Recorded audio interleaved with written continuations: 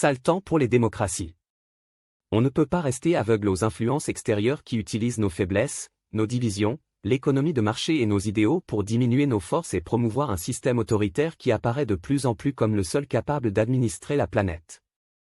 400 millions reçus par les écologistes allemands de la part d'un producteur de gaz de l'Est pour vanter les mérites de cette énergie, cooptage de nombreux ex-dirigeants politiques pour occuper des postes de consultants pour des sociétés russes, financement de nombreux partis politiques européens de manière indirecte, des ONG, des activistes, des militants, des mouvements subversifs et violents qui reçoivent des aides logistiques, idéologiques discrètement de sources mal intentionnées et des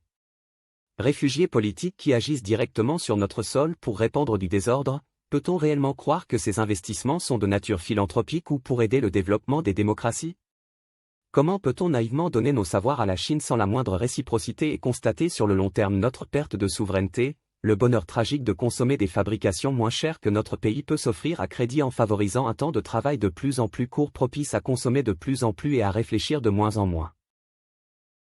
Des fermes à trolls pour intervenir dans nos élections, influencer l'opinion publique sur les réseaux sociaux, encourager l'expression des minorités pour faire apparaître les démocraties oppressives vis-à-vis d'une liberté sans discernement alors même que le principe des démocraties est basé sur le discernement de la majorité et des minorités, discréditer nos politiques pour rendre nos démocraties ingérables, encourager des campagnes subversives, aider matériellement des mouvements violents.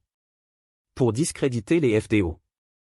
Les manipulations sont nombreuses et nous ne pouvons rendre la réciprocité puisque leurs espaces sont fermés numériquement et que nous ne sommes pas capables d'organiser notre propre souveraineté à l'échelon européen.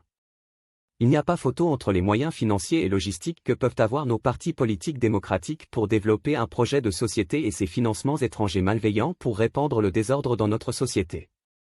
Nos syndicats subventionnés par l'État à raison de 10 à 25 millions par an ont plus de moyens et certaines associations aussi. Comment des partis politiques sans véritables moyens, humains, financiers et d'accès à l'expression publique, peuvent proposer quelque chose de sérieux et lutter efficacement contre la propagande?